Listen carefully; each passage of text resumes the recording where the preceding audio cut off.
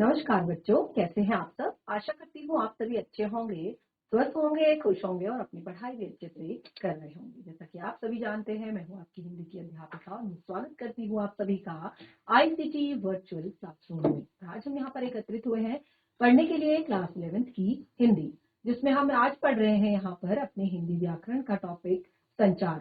तो आपने देखा कि हमने अपने इस टॉपिक में, जिसमें हमने अपने व्याकरण से रिलेटेड लगभग सारे टॉपिक्स जो है यहाँ पर क्लियर किए हैं, इसमें हमने आपने देखा कि सबसे पहले हमने यहाँ पर जो हमारे कॉमन से जितने भी टॉपिक थे, यानी कि जो हमारे सामान्य जितने टॉपिक थे, जैसे मैंने आपको बताया फीचर, आलेख, लेख और आपका रिपोर्ट, और उसके बाद जो हमने टॉपिक यहाँ पर डिस्कस किया था वो टॉपिक था हमारा संचार। तो संचार के विषय में हमने यहाँ पर पढ़ा था कि संचार की उत्पत्ति जो है चर धातु से हुई है और जिसका अर्थ होता है चलना, यानी कि एक स्थान से दूसरे स्थान पर पहुंचना। तो संचार सिर्फ दो व्यक्तियों तक सीमित नहीं होता, बल्कि यह लाखों लोगों के बीच, हजारों लोगों के बीच होने वाला एक तरह से कोई भी, जैसे हमने यहाँ पर दो व्यक्तियों के बीच होने वाली परिघटना नहीं है, बल्कि हजारों लोगों के बीच होने वाली ये एक बातचीत है। तो जैसे हमने कहा कि जनसंचार जो है वो सूचनाओं, विचारों, भावनाओं को लिखित या मौखिक, ठीक है, माध्यम या अन्य दृश्य श्रव्य माध्यमों से। आजकल आप देखेंगे कि पहले के टाइम पे क्या होता था, केवल लिखित माध्यम होता था पत्र व्यवहार से। आपने देखा होगा कि पत्र एक जगह से दूसरी जगह भेजे जाते थे और उसी से क्या होता था, संचार होता था। उसके बाद धीरे धीरे जैसे हमारा टेलीफोन आया तो मौखिक भी हो गया, यानी कि फिर हम फोन पर भी बात करने लगे। लेकिन आज इंटरनेट का, क्योंकि ये भी संचार का एक माध्यम है। देखिए क्लास 11th में आपके हिंदी व्याकरण में, जैसे मैंने आपको बताया कि बहुत ज्यादा चीजें नहीं होती हैं, केवल आपका कुछ चीजें, जैसे संचार क्या है, फीचर क्या है, लेख क्या है, आलेख क्या है, पत्रकारिता क्या है, ठीक है। और सबसे महत्वपूर्ण टॉपिक जो है वो है जनसंचार। तो जनसंचार जो हमारा टॉपिक है, ये अच्छे से क्लियर नहीं हुआ था। तो जनसंचार के विभिन्न माध्यमों के बारे में यहाँ पर पूछा जाता है, एक एक चीज आपसे पूछी जाती है। तो जैसे मैंने बताया कि आजकल इंटरनेट जनसंचार का सबसे नया माध्यम, जिसमें से हम क्या करते हैं, दृश्य श्रव्य माध्यम है ये। इसमें हम देखते भी है, वीडियो कॉलिंग होती है, वीडियो कॉन्फ्रेंसिंग होती है। बिल्कुल आप आमने सामने बैठकर जो है बातचीत कर सकते हैं, एक दूसरे को सुन सकते हैं, देख सकते हैं, दुनिया के किसी भी कोने में बैठे हुए व्यक्ति से आप इस तरह से बात कर सकते हैं। तो ये इससे क्या हो रहा है, सफलता पूर्वक एक जगह से दूसरी जगह पहुंचना ही संचार है। किसका, अपने मनुष्य के विचारों का, उसकी भावनाओं का एक दूसरी जगह पर पहुंचाना ही संचार है। और जैसे हमने कहा, इस प्रक्रिया को अंजाम देने के लिए विभिन्न बहुत सारे जो माध्यम हैं और बहुत सारे एक तरह से मदद करने वाले जो तरीके हैं वो संचार के माध्यम कहलाते हैं। तो यहाँ पर हमने अपने इस टॉपिक में और जैसे बहुत सारी चीजें पढ़ी थी। जैसे मैंने कहा कि इस प्रक्रिया को अंजाम देने वाले, यानी कि संचार करने वाले, संचार से संबंधित जो हमारे महत्वपूर्ण तरीके हैं वो संचार के माध्यम कहलाते हैं। जैसे हमने यहाँ पर संचार को अंजाम देने में मदद करने वाले संचार के माध्यम कहलाते हैं। और संचार के विभिन्न, पहले हमने यहाँ पर संचार के प्रकारों के बारे में यहाँ पर डिस्कस किया था। तो संचार के जो प्रकार थे उसमें हमने यहाँ पर कहा था कि संचार जो है वो मौखिक संचार हो सकता है, ठीक है, और आपका अंतर व्यक्तिक संचार हो सकता है। ये सारी चीजें मैंने क्लियर की थी। मौखिक संचार जब आप क्या करते हैं, एक दूसरे के सामने एक तरह से इशारों की प्रक्रिया से, यानी कि मुंह से बात करके आप क्या करते हैं, मौखिक संचार करते हैं, ठीक है। एक होता है अंतर व्यक्तिक संचार। अंतर व्यक्ति क्या होता है कि जो दो व्यक्ति, ठीक है, अब मौखिक संचार में आप बहुत सारे व्यक्तियों से भी बात कर सकते हैं, और अंतर व्यक्तिक होता है जब आपस में आप दो लोग बात कर रहे होते हैं, उसे एक तरह से अंतर व्यक्तिक संचार कहते हैं।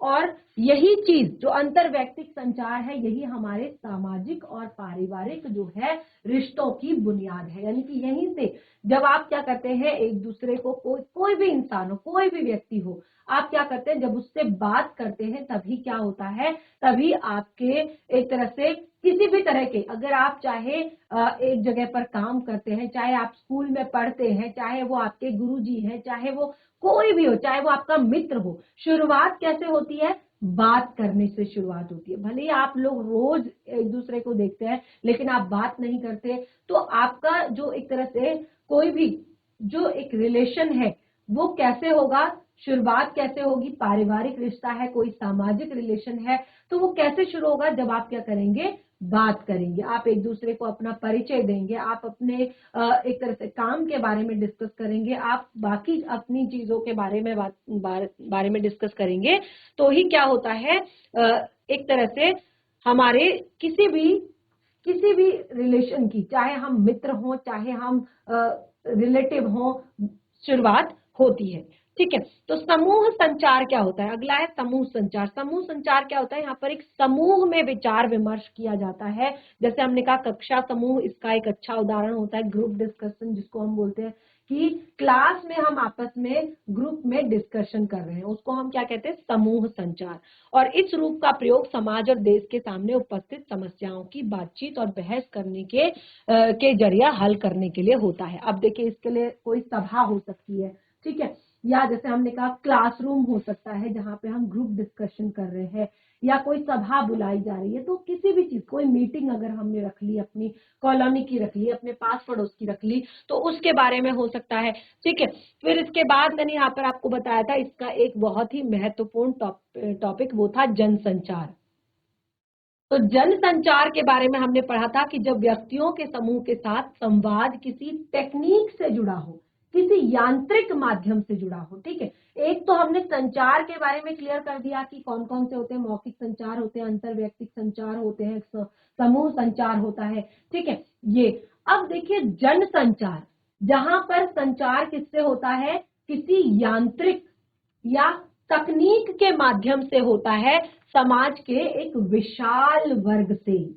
ठीक है, यानी कि यहाँ पर क्या होता है, कोई टेक्निक बीच में आ रही होती है जो हमारा संचार करवा रही होती है समाज के एक विशाल वर्ग से, तो इसे जन संचार कहते हैं। और इसमें एक संदेश को किसी यांत्रिक माध्यम से बहुगुणित किया जाता है। बहुगुणित यानी कि सब जगह फैलाया जाता है। अब जैसे आपने देखा कि यहाँ पर आपकी क्लास चल रही है और आपकी क्लास को किस तरह से यहाँ से आपके प्रत्येक स्कूल तक, जैसे आप देखेंगे केवल एक स्कूल यहाँ पर कनेक्टेड नहीं है, यहाँ पर बहुत सारे स्कूल कनेक्टेड हैं, तो एक यांत्रिक माध्यम इसमें बीच में काम कर रहा है, जिससे क्या हो रहा है कि इस संचार को उस यांत्रिक माध्यम से बहुगुणित किया जा रहा है, यानी कि बहुत सारे अलग अलग स्कूलों में ये सेम चीज जो है एक ही टाइम पर पहुंचाई जा रही है। क्यों? ताकि उसे अधिक से अधिक लोगों तक पहुंचाया जा सके। ताकि रीजन क्या है कि उसको अधिक से अधिक लोगों तक पहुंचाया जा सके। और इसका मेन जो एक तरह से अगर आप देखेंगे तो वो है आजकल रेडियो। आपने देखा होगा कि जैसे मैंने बताया भी था आपको कि ये रेडियो का आकाशवाणी केंद्र दिल्ली है, या ये रेडियो का आकाशवाणी केंद्र लखनऊ है, ये रेडियो का आकाशवाणी केंद्र देहरादून है। तो इस तरह से क्या होता है कि आपने देखा होगा जब रेडियो के हम चैनल घुमाते हैं तो उसमें क्या होता है, अलग अलग केंद्र होते हैं आकाशवाणी के, और वो वहां से क्या करते हैं, पूरे देश और एक तरह से विदेश से, आसपास से, खेल जगत से, हर जगह की जो खबरें हैं वो हमें सुनाते हैं। और वो सब चीजें एक ही टाइम पे हो रही होती है और वो बहुत सारे लोगों को क्या करती है, प्रभावित करती है, यानी कि बहुत सारे लोग एक ही टाइम पे उन्हें सुनते हैं। उसके बाद है न्यूज़पेपर। अखबार भी एक ऐसी ही चीज है जनसंचार की, जो कि क्या करती है, एक तरीके से, यानी कि आप देखेंगे कि न्यूज़पेपर में आप देश विदेश से जुड़ी खबरें और साथ ही खेल जगत से जुड़ी, सिनेमा जगत से जुड़ी और अपने आसपास से जुड़ी खबरें जो है पढ़ते हैं। उसके बाद सबसे बढ़िया माध्यम जो जनसंचार का है वो है टीवी। जैसे आप न्यूज चैनल्स में लाइव न्यूज देखते हैं और बहुत सारी चीजें आप उसमें देखते हैं, मनोरंजन से संबंधित चीजें देखते हैं, तो टीवी हो गया, सिनेमा हो गया, और सबसे अभी देखिए एक प्रश्न आता है कि जनसंचार का सबसे नया माध्यम क्या है। तो जनसंचार का सबसे नया माध्यम इंटरनेट है। और क्यों जनसंचार का सबसे नया माध्यम इंटरनेट है? इंटरनेट के लाभ बताइए, इंटरनेट की हानियां बताइए, बहुत सारे प्रश्न। देखिए आपने सोचा कि ये आपने पढ़ लिया तो केवल इतना ही आपने नहीं पढ़ना है, आपको केवल इस तरह से भी आ सकता है कि रेडियो के बारे में बताइए। रेडियो किस तरह का संचार का साधन है, रेडियो के क्या लाभ है, क्या नुकसान है। ठीक है, अखबार किस तरह का आपका संचार का साधन है, टीवी किस तरह का संचार का साधन है। अखबार के बारे में और भी बहुत सारे प्रश्न आ सकते हैं कि पहला अखबार जो है हमारे देश में कब छपा था, या पहली पत्रिका हमारे देश में कब छपी थी। देखिए अलग अलग, जैसे आपका रेडियो जो है किस प्रकार का साधन है, तो आप कहेंगे रेडियो श्रव्य माध्यम है, केवल सुन सकते हैं आप यहाँ से। न्यूज़पेपर जो है वो क्या है, आपका एक तरह से पढ़ सकते हैं आप उसको, वो पढ़ने के लिए है। ठीक है, टीवी क्या है, वो दृश्य श्रव्य दोनों ही माध्यमों से आपको दिखाया जाता है। सिनेमा क्या है, इंटरनेट, और इंटरनेट के बारे में जैसे मैंने कहा बहुत सारे प्रश्न। ठीक है, तो जनसंचार की विशेषताएं, अब ये जो आपको जनसंचार के विभिन्न माध्यमों को, एक प्रश्न आपका ये भी आ जाता है कि जनसंचार के विभिन्न माध्यम बताइए। ठीक है, तो ये भी मैंने आपको यहाँ पर बताया है। देखिए 1 नंबर में आता है ये, और उसके बाद आपको आ जाएगा या तो कि इंटरनेट की लाभ और हानियां बताइए, या फिर सबसे पहले जैसे जनसंचार की क्या विशेषताएं हैं, क्या क्या विशेष है जनसंचार में। तो देखिए जनसंचार में मैंने आपको बताया कि इससे प्रकाशित या प्रसारित संदेशों की प्रवृत्ति जो है सार्वजनिक होती है, क्योंकि जैसे मैंने बताया कि एक ही टाइम में एक संचार को, एक सूचना को क्या किया जाता है, बहुगुणित किया जाता है, बहुत सारे लोगों तक फैलाया जाता है। और जनसंचार के लिए हमेशा औपचारिक संगठन होते हैं, जैसे हमने कहा कि न्यूज़पेपर के भी संपादक होते हैं, न्यूज चैनल के भी एक तरह से पत्रकार होते हैं न्यूज चैनल के, और आपका रेडियो के भी जैसे मैंने कहा कि अलग अलग केंद्र होते हैं। ठीक है, तो ये सब क्या है, औपचारिक संगठन होते हैं, यानी कि आप यहाँ पर अपनी कोई भी बात भी रख सकते हैं। और इस माध्यम के लिए अनेक द्वारपाल भी होते हैं, यानी कि इसको एक तरह से ये सही तरीके से चल रहा है कि नहीं चल रहा है, इसके लिए बहुत सारे द्वारपाल भी होते हैं। और द्वारपाल वह व्यक्तियों का समूह है जो जनसंचार माध्यम से प्रकाशित या प्रसारित होने वाली सामग्री को नियंत्रित करता है और निर्धारित करता है। ऐसा नहीं कि इंटरनेट पर कुछ भी वायरल हो जाएगा, या इंटरनेट पर आपने देखा होगा आए दिन कुछ ना कुछ चीजें इंटरनेट पर होती रहती है, या टीवी में भी आपने देखा होगा कि कितना, क्या चीजें आपको दिखानी है, क्या चीजें आपको नहीं दिखानी, क्या चीज आपको बताने वाली है, क्या चीज नहीं बताने वाली है। न्यूज़पेपर में भी आपने देखा होगा कि ऐसा नहीं कि कोई भी खबर उठा के उसमें छाप दी या कुछ भी आपको पढ़कर सुना दिया। तो इन सब चीजों को कंट्रोल करने के लिए भी एक तरह से वहां पर क्या होता है, नियंत्रण सामग्री निर्धारित की जाती है। बहुत सारी चीजें होती है, आपने देखा होगा खासतौर पर इंटरनेट पर कि इन चीजों पर रोक लगा दी गई है कि आप इस तरह की चीजें इंटरनेट पर नहीं अपलोड कर सकते, या ये नहीं कर सकते, या वो नहीं कर सकते। तो बहुत सारी चीजों पर रोक लगाई जाती है। तो वो क्या है, जनसंचार माध्यम से प्रकाशित होने वाली सामग्री पर नियंत्रण करना है। जरूरी नहीं कि हम हर चीज उस पर अपलोड कर दें। ठीक है, तो इस तरह से हमने यहाँ पर संचार के कार्य बताए थे आपको। ये सबसे महत्वपूर्ण प्रश्न है आपका यहाँ पर। जैसे मैंने बताया ये प्रश्न जो है आपका 2 नंबर में भी आ सकता है कि जनसंचार के क्या कार्य हैं। तो जनसंचार के मुख्य कार्य हैं, सबसे पहले सूचना देना, कोई भी इंफॉर्मेशन आप लोगों तक पहुंचाना, किसी भी तरह की सूचना को आप लोगों तक पहुंचाना। उसके बाद आता है शिक्षित करना। आपने देखा होगा कि बहुत सारी चीजें आजकल हमारे पास हैं कि आप देखेंगे कि कोई भी एक फूड की रेसिपी भी अगर आप डालते हैं तुरंत निकल जाती है उसी फूड की लगभग 50 रेसिपी, 50 अलग अलग तरह से बनाना आपको उसमें सिखाया जाता है। तो और पढ़ाई से रिलेटेड कंटेंट तो आपको बहुत सारा मिल जाता है। कोई भी सब्जेक्ट हो, कोई भी टॉपिक हो, कोई भी चीज हो, आपको बहुत सारी नॉलेज मिलती है इन जनसंचार के माध्यम से।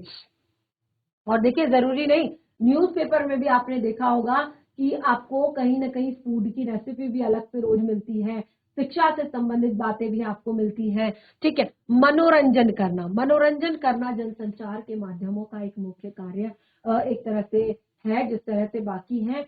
जिसमें आपने देखा होगा कि न्यूज़पेपर में भी बहुत सारी चीजें आती हैं जो हमारा मनोरंजन करती हैं, इंटरनेट पर बहुत सारी चीजें आती हैं जो मनोरंजन करती हैं, ठीक है। उसके बाद एजेंडा तैयार करना, किसी एक चीज के लिए एजेंडा तैयार करना, क्योंकि एक मत इकट्ठा करना, जैसे आपने देखा होगा कि इस बारे में आप अपने सुझाव दीजिए, फिर उसमें परसेंटेज होता है कि कितने लोग इसके पक्ष में है, कितने लोग इसके विपक्ष में है, कितने लोगों को कोई मतलब नहीं है।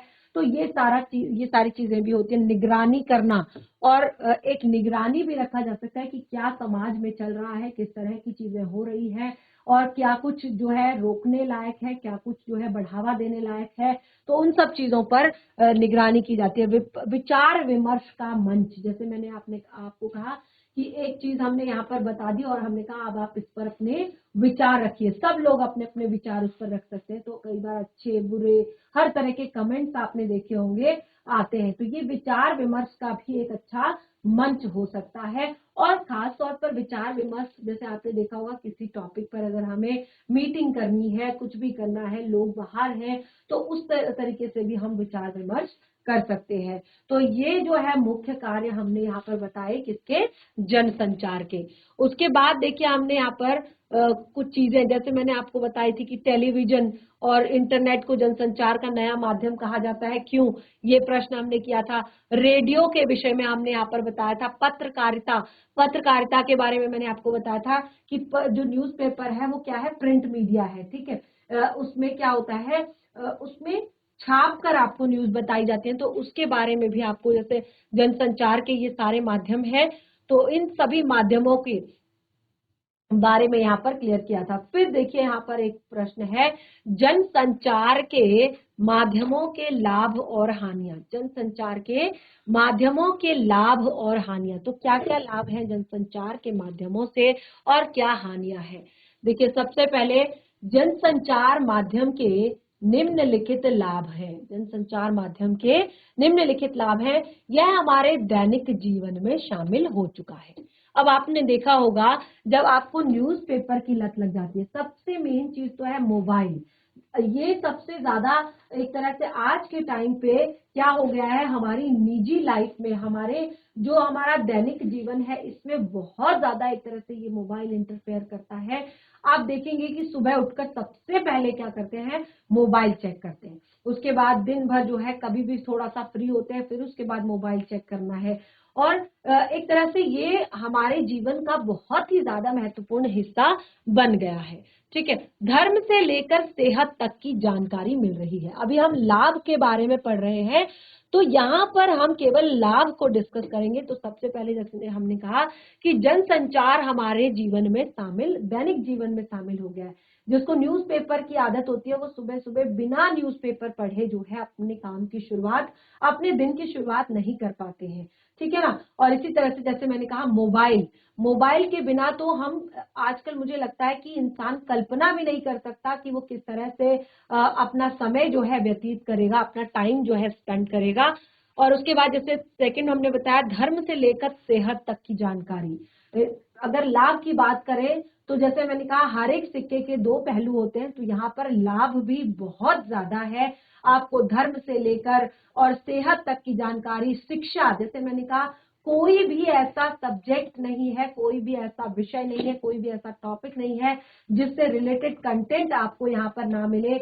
और जैसे मैंने कहा खाना बनाने से संबंधित रेसिपी, और कपड़े सिलने से लेकर रेसिपी, कोई भी आर्ट एंड क्राफ्ट से रिलेटेड आपको चीजें, तो बहुत सारी चीजें हैं। यदि आप सीखना चाहते हैं तो बहुत सारी जानकारी इससे मिल रही है।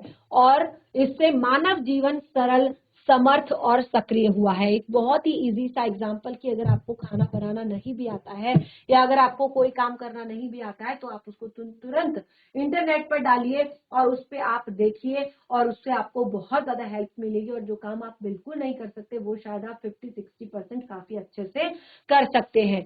तो ये क्या है कि इससे मानव जीवन सरल हुआ है, समर्थ हुआ है और सक्रिय हुआ है, यानी कि लोग थोड़ा सा एक्टिव भी हुए हैं।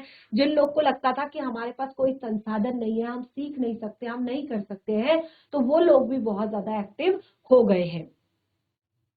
सूचनाओं और जानकारियों के कारण लोकतांत्रिक प्रक्रिया को मजबूती मिली है। कि किस तरह से पहले के टाइम में पता ही नहीं चलता था कि क्या कुछ हमारी सरकार में हो रहा है, क्या कुछ हमारे जिले में हो रहा है, क्या कुछ हमारे राज्यों में हो रहा है। लेकिन आजकल जो है कोई भी अच्छा काम होता है, कुछ भी होता है, किसी राज्य से रिलेटेड, कोई भी सरकार से रिलेटेड, कोई भी लोकतंत्र से रिलेटेड, तो तुरंत ही आप देखेंगे कि आपके पास वो चीजें पहुंच जाती हैं और आप उसमें अपनी प्रतिक्रिया दे देते हैं, और इस तरह से क्या होती है, जानकारी मिल जाती है सूचनाओं की, और उससे लोकतंत्र को मजबूती मिलती है। सरकारी कामकाज पर निगरानी बढ़ी है। पहले आपने देखा होगा कि सरकारी दफ्तरों में जो है कामकाज के प्रति काफी ज्यादा ढिलाई थी, काफी लोग जो है बहुत परेशान रहा करते थे, काम जो है काफी लंबा खिंचता था। लेकिन अब क्या है कि काम काज पर निगरानी जो है चौकसी, क्योंकि कहा जाता है कि आपको ये रिपोर्ट जो है शाम के 5 बजे तक इंटरनेट पर अपलोड करनी है। तो बस फिर अब काम में ढिलाई करने का तो कोई मौका ही नहीं बचा, क्योंकि 5 बजे तक जब आप रिपोर्ट अपलोड करेंगे तो ही आप माना जाएगा कि आपने काम अच्छे से किया है। तो काफी ज्यादा निगरानी जो है एक तरह से रखी जा रही है। और अब हानियां देखिए, लाभ तो बहुत सारे हैं, छोटे बच्चों से लेकर बड़ों से लेकर हर उम्र तक के व्यक्ति के लिए यहाँ पर लाभ ही लाभ है, अगर उसका सही तरीके से उपयोग किया जाए जनसंचार के माध्यमों का। और हानियां देखिए क्या है, तो हानियां यदि हम देखें तो इसने काल्पनिक जीवन को बढ़ावा दिया है। ठीक है, एक काल्पनिक जीवन को बढ़ावा दिया है। लोग केवल और केवल अपने मोबाइल फोन में एक तरह से रहते हैं, और एक तरह से समाज में जो एक कनेक्शन था, लोगों का आपस में जो कनेक्शन था वो बहुत छूट रहा है। पलायनवादी की प्रवृत्ति बढ़ रही है, लोगों को लग रहा है कि नहीं, शहर में जाएंगे, शहर में रहेंगे, हमारा बच्चा भी अच्छा स्कूल पढ़ेगा, अच्छे से रहेंगे और एक अच्छी लाइफ हम स्पेंड कर सकते हैं, बिता सकते हैं, और बाकी चीजों में क्या रखा है। तो इसीलिए पलायन की प्रवृत्ति बढ़ रही है। समाज में अश्लीलता और असामाजिकता बढ़ रही है, ये तो सबसे ज्यादा नेगेटिव पॉइंट है कि समाज में अश्लीलता और असामाजिकता, लोग बिल्कुल भी नहीं हिचकिचाते, लोगों को बिल्कुल भी फर्क नहीं पड़ता कि वो कुछ भी, कैसा भी, किसी भी तरह का कंटेंट जो है अपलोड कर देते हैं या एक तरह से डाल देते हैं। तो इससे क्या होता है, समाज में जो असामाजिकता है, जो अश्लीलता है समाज में, वो बढ़ रही है। गलत मुद्दों को जबरदस्त प्रचार के जरिए सही ठहराया जा रहा है। कई बार जो है गलत चीजों को भी बहुत ज्यादा प्रमोट किया जाता है, बहुत ज्यादा प्रमोट किया जाता है, जिससे क्या हो रहा है, एक तरह से समाज में बिल्कुल गलत चीजों के लिए लोगों का एक दूसरे से विश्वास, भरोसा उठ रहा है। छोटी से छोटी चीजें आपके इंटरनेट पे मौजूद हो जाती हैं। और दूसरा, जैसे हमने कहा कि प्रचार के जरिए, जबरदस्त प्रचार के जरिए सही ठहराया जा रहा है, यानी कि जो गलत मुद्दे भी हैं वो भी क्या हो रहे हैं, धीरे धीरे जो है सही ठहराए जा रहे हैं, क्योंकि लोग एक ही तरफ देख पाते हैं, उनको उस चीज जो पर्दे के पीछे है, देखिए हमें नहीं पता, जो सामने है हम उसी को मानते हैं कि अच्छा सामने ये है, तो हम उसके प्रति अपने विचार बना लेते हैं। लेकिन हमें पर्दे के पीछे का नहीं पता कि अगर केवल इतना इस पर डाला गया है या इतनी चीजें इसमें हैं, बताई गई है, तो इसके पीछे का कुछ रीजन भी होगा या इसके आगे का भी कुछ होगा। तो वो सब चीजें नहीं बताई जाती और जबरदस्त तरीके से गलत चीजों का प्रचार किया जाता है और उन्हें सही ठहराया जाता है। तो ये चीजें हमने यहाँ पर आपको अभी क्लियर की हैं, और मैं आशा करती हूँ कि आपको अच्छे से समझ आ रहा होगा। और ये प्रश्न भी जो है वो आपका एक तरह से महत्वपूर्ण है, यानी कि 1 या 2 नंबर में ये प्रश्न भी आपका आता है कि जनसंचार के लाभ और हानियां बताइए। ठीक है, तो ये आपने सबसे मेन चीजें यहाँ पर की, सबसे मेन चीजें यहाँ पर पढ़ी। अब देखिए, हमने जनसंचार से संबंधित जो एक तरह से बातें थी वो तो हमने क्लियर कर ली थी। अभी आगे हम यहाँ पर कुछ, जैसे हमने कहा, जनसंचार के माध्यमों के बारे में हमने पढ़ लिया था। ठीक है, अब जनसंचार के कुछ उद्देश्यों को हम यहाँ पर जानते हैं कि जनसंचार के कुछ उद्देश्य क्या हैं। देखिए, अब देखिए, सबसे पहले जो हमारा जनसंचार है, इसमें अगर हम देखें तो जैसे मैंने कहा कि आपके लिए दृश्य श्रव्य माध्यम जो होते हैं वो सबसे ज्यादा महत्वपूर्ण होते हैं। जैसे आप टीवी में देखते हैं दूरदर्शन, ठीक है, तो दूरदर्शन के क्या उद्देश्य होने चाहिए जनसंचार के माध्यम के बतौर, देखिए जनसंचार के माध्यम के बतौर भारत में दूरदर्शन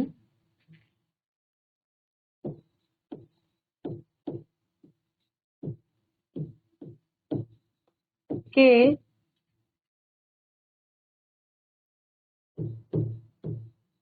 निम्न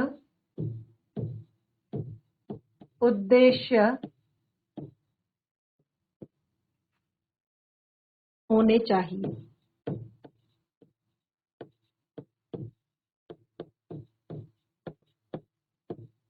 ठीक है, क्या क्या उद्देश्य होने चाहिए? अगर आप एक जनसंचार का माध्यम है तो आपके क्या क्या उद्देश्य होने चाहिए? ठीक है, तो कुछ यहाँ पर हम बताएंगे। जैसे हमने कहा कि हम दूरदर्शन, जो हमारा सबसे ज्यादा देखे जाने वाला हमारा चैनल है और सबसे पुराना है, जो हमने शायद पहली बार ही देखा होगा, तो सबसे पहला पॉइंट है सामाजिक परिवर्तन।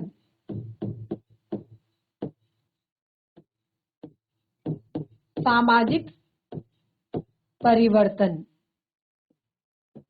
तो सबसे पहला जो उद्देश्य है वो होना चाहिए सामाजिक परिवर्तन, यानी कि किस तरह से आप समाज की में परिवर्तन ला सकते हैं, समाज की सोच को बदल सकते हैं, किस तरह से आप समाज को एक तरह से अच्छाई की तरफ लेकर जा सकते हैं। ठीक है, तो सबसे पहला पॉइंट है सामाजिक परिवर्तन, और दूसरा पॉइंट है आपका राष्ट्रीय एकता।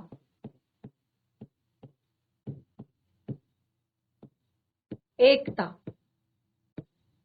सबसे जो मेन उद्देश्य है वो राष्ट्रीय एकता होना चाहिए। आपने देखा कई बार क्या होता है कि जो न्यूज चैनल्स होते हैं वो क्या करते हैं, अपने लाभ के लिए, अपने फायदे के लिए वो क्या करते हैं कि कई बार सही चीजों को भी वो गलत ठहराते हैं, सही चीजों को भी गलत बताते हैं, और इससे क्या होता है हमारे देश में और लोगों में क्या होता है, फूट पड़ती है। वो क्या करते हैं, उनको लगता है कि ये यही सही है, और जो सही चीजें होती है वो हमेशा दबती जाती हैं।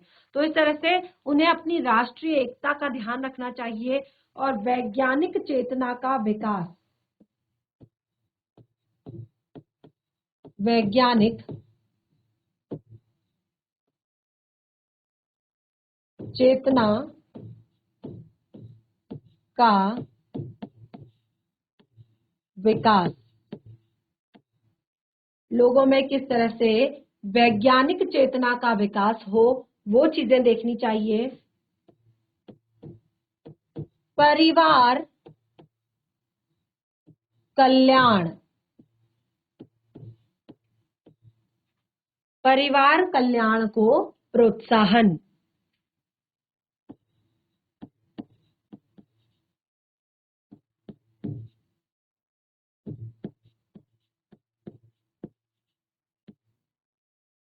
परिवार कल्याण को प्रोत्साहन देना चाहिए।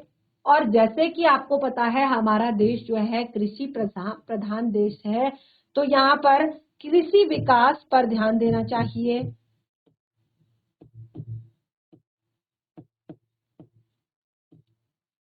कृषि विकास पर ध्यान देना चाहिए। ठीक है, उसके बाद नंबर 6, पर्यावरण संरक्षण संबंधित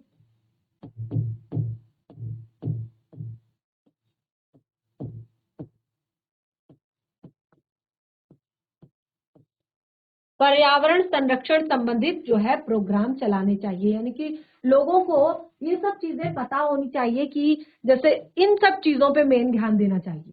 ठीक है ना, जैसे सामाजिक परिवर्तन के लिए काम करने चाहिए, राष्ट्रीय एकता बढ़ाने के काम करने चाहिए, वैज्ञानिक चेतना का विकास हो, इस तरह के काम करने चाहिए। परिवार कल्याण को प्रोत्साहन देना चाहिए, कृषि विकास पर ध्यान देना चाहिए, पर्यावरण संरक्षण पर ध्यान देना चाहिए। और जैसे और भी इसमें बहुत सारी चीजें आगे बताई गई हैं, जैसे सामाजिक विकास, ठीक है,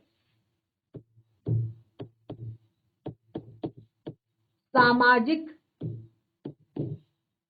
विकास पर ध्यान देना चाहिए। यानी कि चीजें इस तरह की होनी चाहिए जो इन सब चीजों को क्या करे, इंक्लूड करके चले। खेल संस्कृति का विकास, खेल संस्कृति का विकास,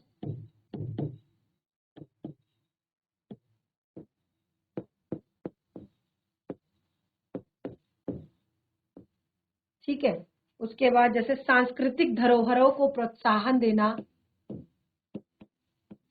सांस्कृतिक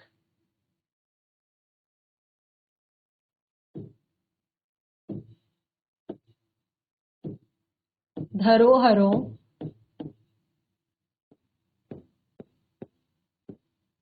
को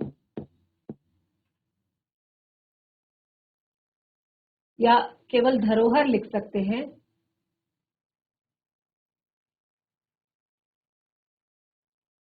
को सांस्कृतिक धरोहर को प्रोत्साहन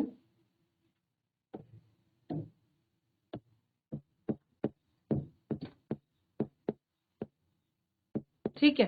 तो ये है आपके कुछ पॉइंट्स जो कि मैंने यहाँ पर आपको बताया कि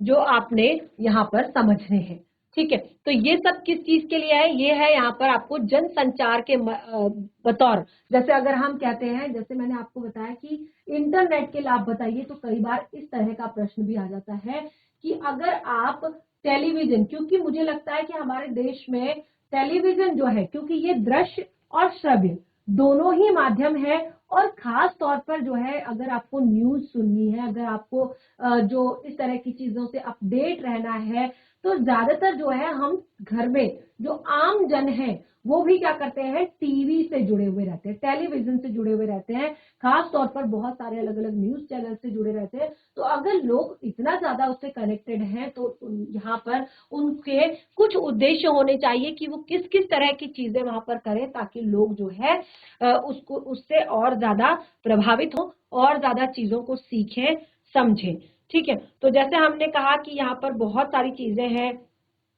उसके उसके बाद देखिए सिनेमा जगत से भी जो चीजें हैं, सिनेमा में भी ये सारी चीजें होनी चाहिए।